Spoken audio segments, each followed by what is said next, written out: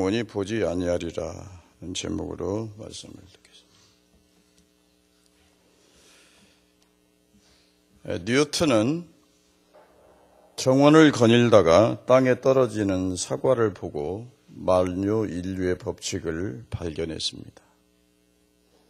그는 늘 이런 말을 자주 했습니다. 자연은 한 권의 책이다.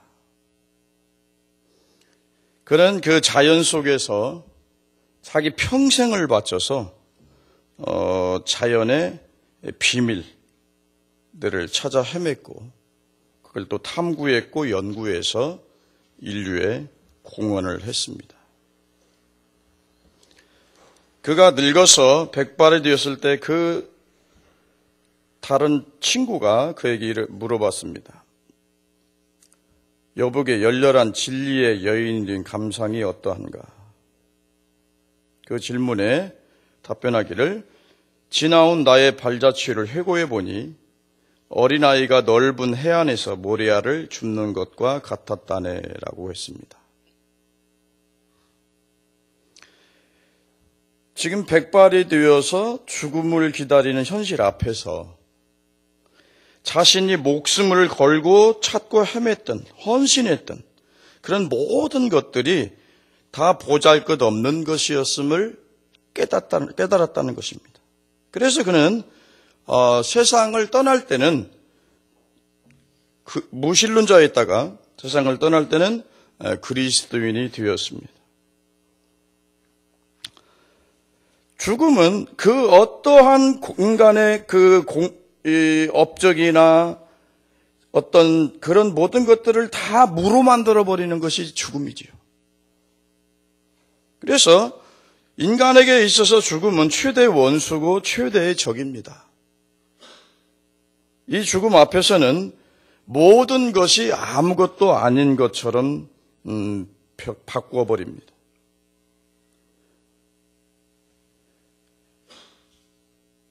자, 프랜시스 베이컨은 죽음을 이렇게 말했습니다. 어린아이들이 어둠을 무서워하듯이 인간은 죽음을 두려워한다. 죽음 모든 인간들의 현실적인 문제입니다. 죽음보다 확실한 것은 이 세상에 아무것도 없습니다. 어떤 사람이든 사람은 죽는다라는 명제적 질문 앞에서 그걸 부정할 수 있는 사람, 이의를 제기할 수 있는 사람이 하나도 없어요. 그러나 많은 사람들은 이 죽음을 자체를 잊어버리고 삽니다. 그리고 다른 사람에게나 있는 것이지 내게는 죽음이 오지 않는다. 그런 생각을 가지고 살아가는 것입니다. 이런 생각들이 삶을 잘못 살게 만들고 결국에 그런 잘못된 생각이 자신을 아주 비극적이고 비참한 길로 인도한다는 것을 우리는 알아야 합니다.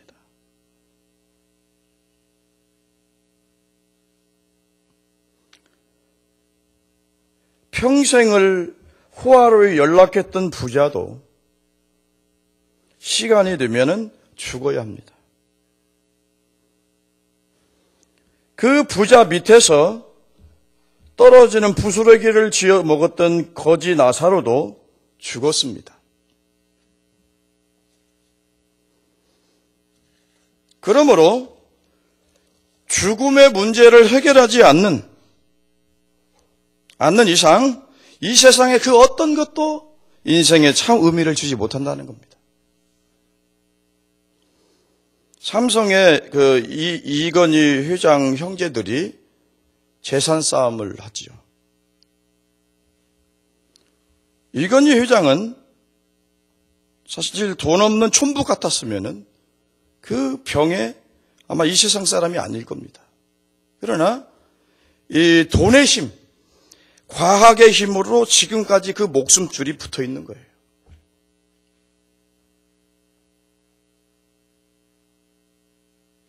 자, 쉽게 말하면 황천길이 내일 얼마 바로 앞에 있거든요. 그런데 보세요. 돈이 없는 사람 같으면 모르겠어요. 돈이 굉장히 많잖아요. 그런데 자기 형제들에게 10원 한 푼 못 주겠다. 끝까지 이 재판은 끝까지 하겠다.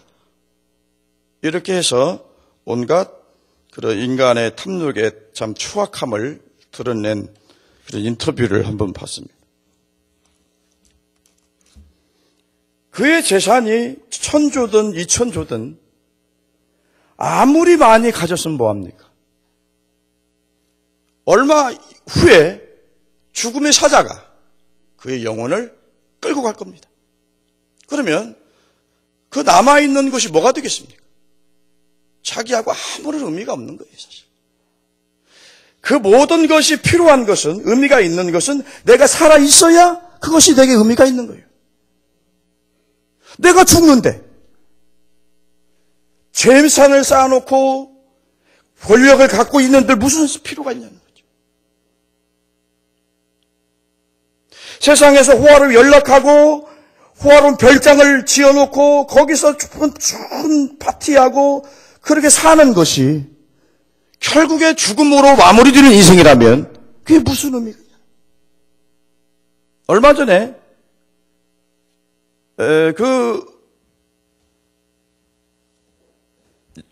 영화가 그 유명한 영화가 있었죠. 그 뭐죠? 보디가드. 그 영화에 나왔던 여주인공인 그 흑인 가수가 있습니다. 상을 받으러 갔었죠. 근데 호텔에 잤는데 그 저녁에 죽은 거예요. 왜 그러냐면 진상을 파악해 보니까 대마초이 뭐지? 마약 이걸 해서 심장이 막힌 거예요. 그래서 질식사한 겁니다. 이게 순간에 죽은 거예요. 시체로 발견됐죠. 여러분, 그렇게 호화롭게 연락하고 사람 스타가 되고 인기가 있고 최정상에 있고 그것이 지금 이 죽음 앞에서 아무것도 아니라는 거다.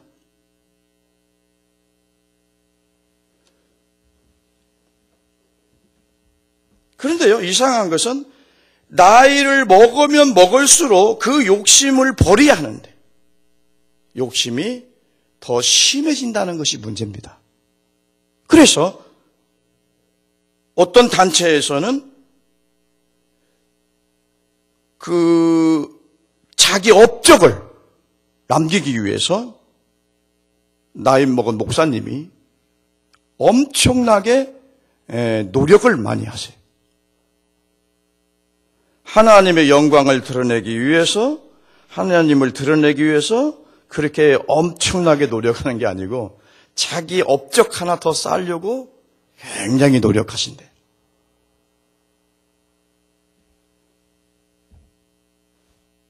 (70, 80세) 되면 죽을 준비해야 됩니다, 여러분. 그런데 꼭 70, 80세 돼서 요즘 죽지 않아요. 20대도 죽습니다. 돌연사합니다.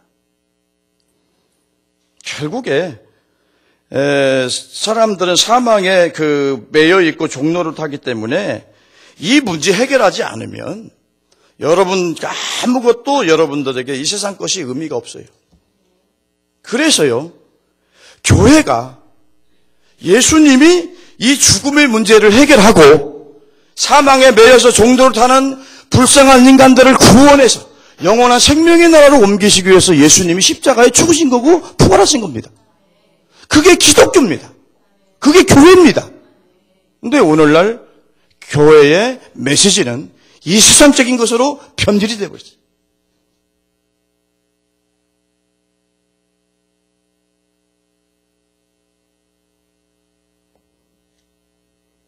우리는 이 세상의 하숙생이요 나그네입니다.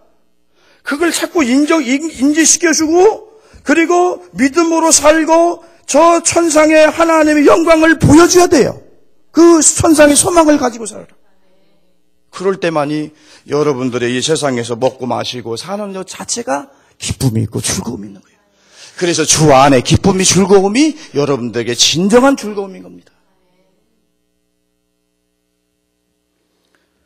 사망에 매여 종로로 타는 사람들에게 기쁜 소식을 전해주지요. 51절 봅니다. 시작. 진실로 진실로 너에게 이르노니 사람이 내 말을 지키면 영원히 죽음을 보지 아니하리라. 사람이 죽음을 영원히 보지 않는다는 거예요. 주님이 나의 말을 지키면 죽음을 영원히 보지 아니하리라. 위대한 선언을 합니다. 어떤 위대한 철학자나 그가 플라톤이든 소크라테스든 어떤 유명한 성인들도 감히 이런 선언은 할 수 없었어요. 그러나 오직 하나님이시며 참 인간이신 예수 그리스도만 이런 위대한 선언을 할 수 있는 겁니다. 그래서 예수 안에 사는 사람들이 복이 있는 거예요. 세상에 어떤 것으로도 비교할 수 없는 신령한 축복입니다.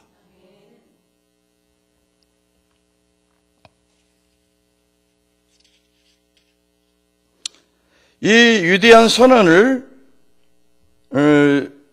가련한 인생들에게 희망을 주는 말씀입니다. 그런데 그 유대인들은 그 주의 말씀에 이렇게 반응합니다. 52절을 볼까요?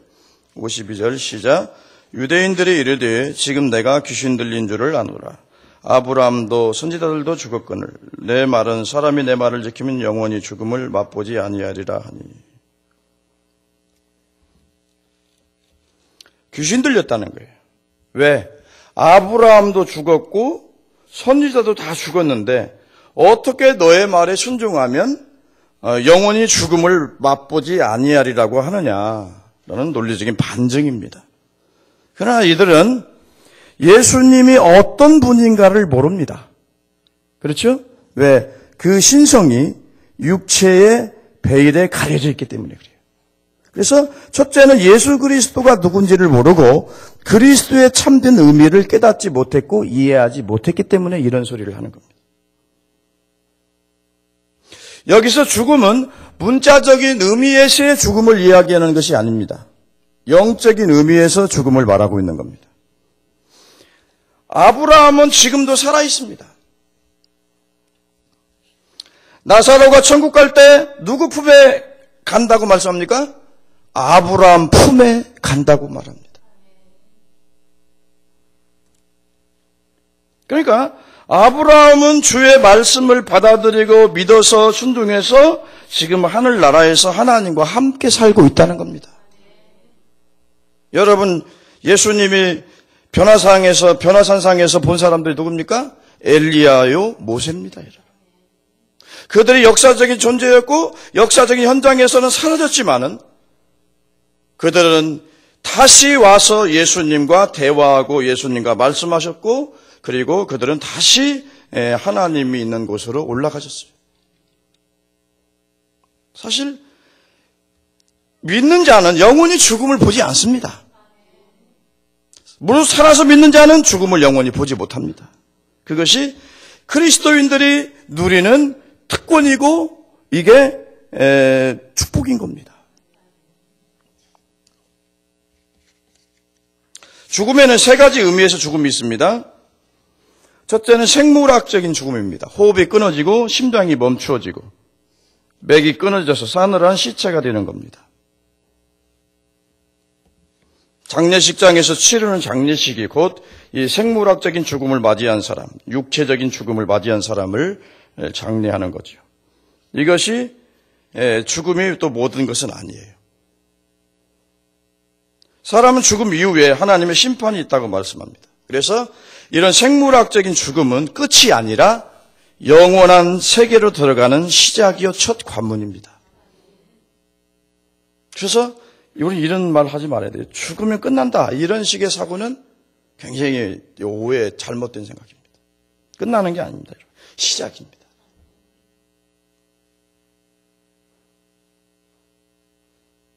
어떤 의미에서 사람은 육체적인 죽음은 태어나면서 진행되고 있는 겁니다.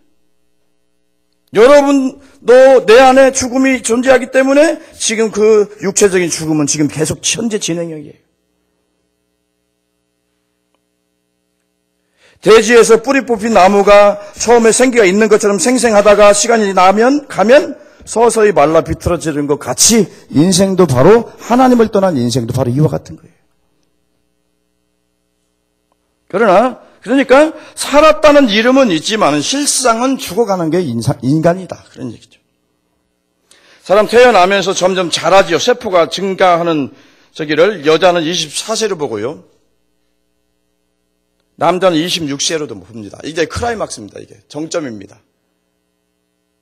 그런데 여기까지 정점에서 계속 올라가는 게 아니에요. 여기서 육체 생명은 이제 쇠하고 늙고 세포가 하나씩 죽어가는 거예요. 내리막길을 가는 거죠. 그래서 여자 나이 20세, 24세, 남자 나이 22세에서 26세 아주 최고의 젊음, 최고의 인생을 말할 수가 있어요. 근데 그 이후로는 이제 늙기 시작한다는 거예요. 육체가. 그래서 건강한 사람도요, 40세가 되고 40세 이후가 되면 건강에 적신호가 켜지고요, 병이 하나씩 생기게 돼요. 그래서 이제 병원이 뭔지 몰랐다가 병원을 찾는 신세가 되고요, 병과 친구가 되어 살아야 하는 그런 이제 고통스러운 삶을 사는 겁니다. 우리가 차를 처음에 4차 사면은 한 3년은 부속 안 갈고 잘 달리죠.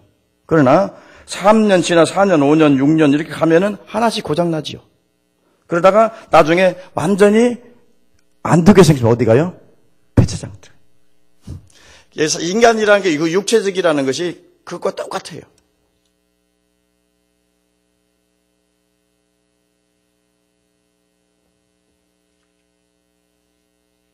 육체적 생명이라는 것이 바로 이런 겁니다, 여러분. 그러므로 육체적으로 누리는 성공이나 출세 같은 거 아무 자랑할 것이 없어요. 왜? 그건 시간이 가면 다 쇠하기 때문이에요. 돈도 명예도 젊음도 여러분 잠깐입니다. 그래서 우리는 헛된 것에 마음을 빼앗기고 하나님을 거역하면 살아면 안 된다는 거예요. 그게 얼마 못 가요. 부자 3, 4대 간다고 그러죠. 얼마 못 갑니다. 영원한 거 이 세상에 하나도 없어요. 그 다음에요, 죽음의 정신적인 죽음, 도덕적 죽음이 있어요. 극단적으로는 이 식물 인간을 들 수 있는데요, 육체는 살아있는데 정신이 죽어있는 겁니다. 혼이 죽어있어요. 정신이 무의식, 무감각 상태에서 정신적으로 죽은 것입니다. 또 다른 차원에서 말하면은 들어도 듣지 못하고 보아도 보지 못하는 유대인 같은 사람들을 정신적으로 죽었다, 그렇게 말하는 겁니다.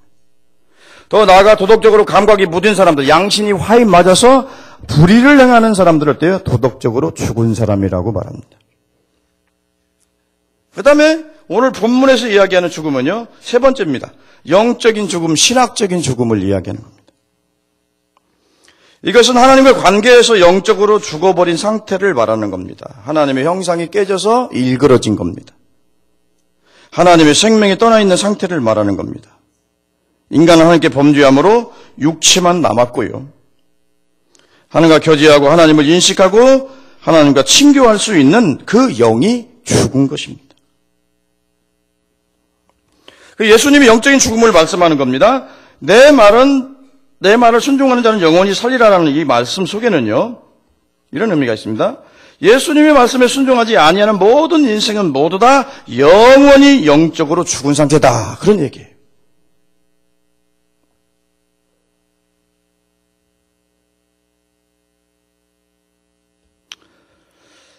우리는 지금 성령께서 주신 생명의 소리를 들어야 합니다. 그리고 그 말씀을 하나님의 음성으로 들어야 돼요. 그리고 받아들이고 믿고 순종하셔야 됩니다. 그 속에 영생이 있습니다. 그렇지 않으면 영원한 지옥의 불못을 피할 수가 없습니다.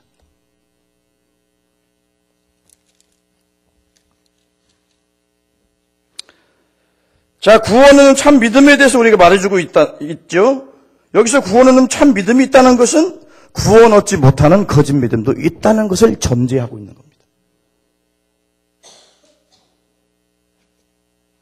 그러니까 우리는 믿어도 바로 알고 바로 믿으셔야 돼요.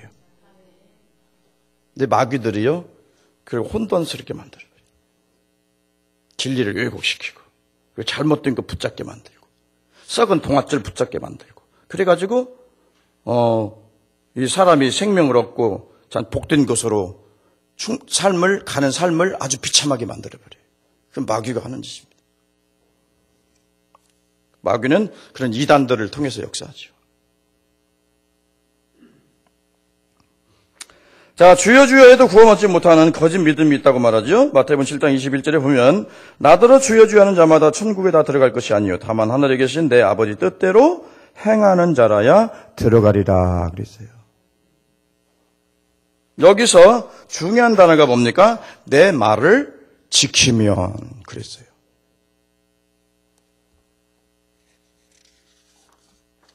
핸드릭스는 이것을 이렇게 주석합니다. 첫째는 그의 말씀을 믿음으로 받아들이는 것이고, 둘째는 순종하고, 셋째는 그의 말씀을 지키는 것을 의미한다고 주석하고 있습니다.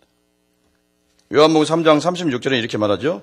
아들을 믿는 자는 영생이 있고 아들을 순종치 아니하는 자는 영생을 보지 못하고 도리어 하나님의 진노가 그 위에 머물러 있느니라. 아들을 순종치 아니하는, 이걸 우리가 잘 봐야 돼요. 순종치 그냥 믿지 아니하는 자는 이렇게 이야기를 하지, 순종치 아니하는 것을 강조해서 넣고 있잖아요.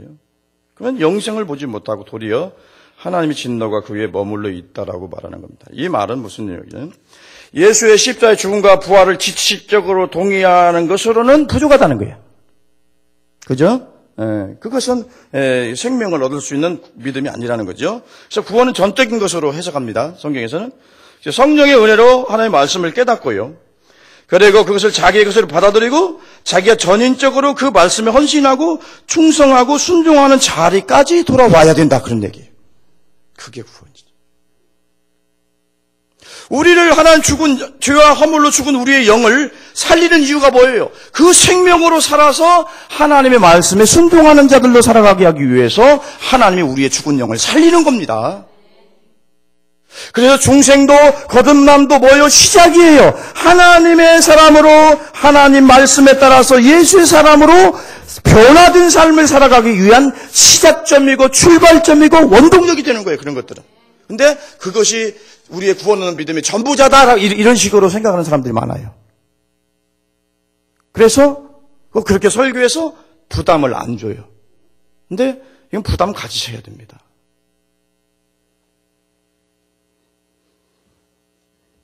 여러분, 주님께로 가는 길은 좁고 협착한 십자가의 길입니다.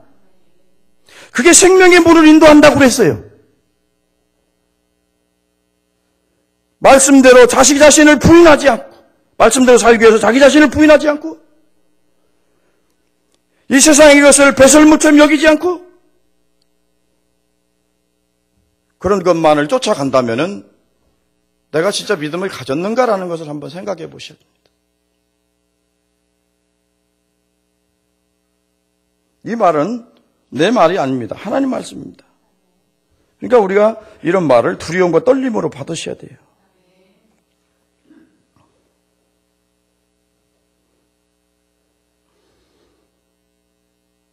장차 이루어질 예수 그리스도의 구속의 완성, 그것을 믿음에 받아들임으로써 영원한 생명을 얻게 될 것을 기뻐했다. 누가요? 아브라함이. 56절 좀 건너뛰었네요. 너희 조상 아브라함은 나의 때 볼 것을 즐거워하다가 보고 기뻐하였다. 그 얘기가 뭐냐면 장차 약속하신 예수 그리스도의 구속의 사건을 통해서 그걸 믿음으로 받아들임으로 영원한 생명이 얻게 될 것을 아브라함이 기뻐했다. 그런 말이에요. 이 말이 의미하는 바는 예수 그리스도가 바로 죽은 자도 살리는 하나님이다. 그런 표현이 선언입니다. 그래서 영원전에 하나님 아버지와 함께 계셨던 분이라는 사실을 말씀하고 있는 겁니다. 그래서 유대인이 그랬죠. 유대인들이 가르되 내가 아직 50도 못 됐는데 아브라함 봤느냐? 예수께서 진실로 너에게 이르노니 아브라함 나기 전에 내가 있었느니라. 그게 참 재밌지요. 이 사람들은 저기 어떤 합리적인 사고를 뛰어넘어서 초월적인 생각을 하지를 못하지요. 그게 가능하냐 그런 얘기죠. 그러나 육체로 오신 예수님은 그 원래 하나님과 본체시고요. 만물을 창조할 때 그 창조주로서 말씀으로 역사하셨던 분이 바로 예수님이세요. 그러니까 아브라함 낳기 전에 이 세상 모든 것이 창조되기 이전에 예수님은 성자 하나님으로 계셨던 거예요. 근데 그것을 모르는 거죠. 그래서 예수 그리스도가 우리의 구속자가 될 수 있는 거고요.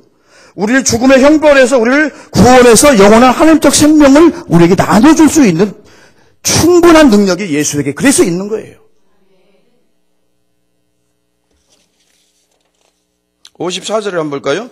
예수께서 대답하시되 내가 내게 영광을 돌리면 내 영광이 아무것도 아니거니와 내게 영광을 돌리시는 이는 내 아버지시니 곧 너희가 너희 하나님이라 칭하는 이시니라 그랬어요.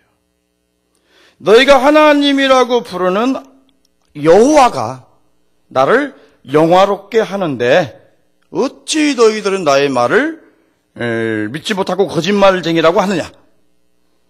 너희가 진정으로 하나님을 믿었다면 내가 아버지께로 왔다는 것을 알았을 것이다. 그리고 나의 말을 믿었을 것이다.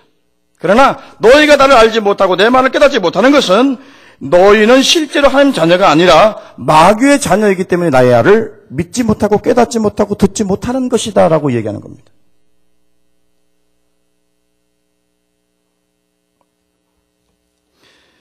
예수 그리스도의 말씀을 깨닫지 못하고 예수께서 하나님께로부터 보내심을 받은 하나님의 아들이라는 사실을 모른다면, 그리고 그가 영원한 생명을 주신 것을 의심한다면 너희가 진정한 하나님의 백성은 아니다. 그런 얘기입니다. 결론을 맺겠습니다. 오직 예수 그리스도만이 죽음을 보지 않고 영생할 수 있는 하나님적 생명을 수여할 수 있습니다. 예수님만이 여러분에게 영생할 수 있는 생명의 공급자입니다. 그래서 예수 그리스도는 우리의 육체의 생명보다 세상의 부귀영화보다 더 소중하고 가치 있고 의미 있는 분입니다. 이것을 우리가 안다면 우리는 그리스도를 위해서 헌신된 삶을 살아야 합니다. 우리는 그 무엇인가에 헌신하고 있어요. 그죠? 어떤 사람은 노름하는데 헌신하는 사람이 있어요. 그래서 노름을 위해서 자기 집도 마누라도 팔아먹고. 응? 왜? 그거 미쳤으니까. 그건 그 노름에 헌신되어 있는 겁니다. 그것은. 에디슨은 뭐에 미쳤을까요? 무언가 발명하기 위해서 미쳤죠. 그래서 어린아이 때 계란을 품고 그것이 정말로 부화 되는가 하고 앉아있었단 말이지. 자, 무언가에 다 미치긴 미쳤는데, 뭐에 미치느냐에 따라서 그 사람이 정말로 복된 삶의 길을 갈 수도 있고요. 잘못된 것에 미치면 잘못된 비참함의 삶을 살 수밖에 없는 겁니다, 여러분. 그러니까 생각하셔야 돼요. 내가 뭐에 헌신되어 있느냐. 어떤 사람은 자식 교육에 자식을 키우는데 목숨 바치는 사람도 있어요. 저는 그렇게 하는 것 자식을 위한 일이 아니라고 봅니다. 하나님을 여러분 자식들보다 더 귀하게 여기면 하나님이 복을 안 줍니다.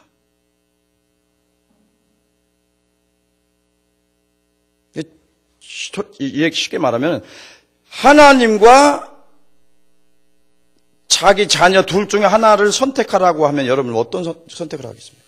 쉽게 말해 아브라함에게 하나님 나타나서 독생자 이삭, 날 가질 수 없는 그런 속에서 참 소중한 독생자 이 아들.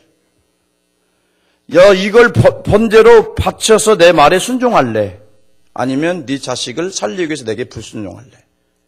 그걸 물어보는 거죠. 왜?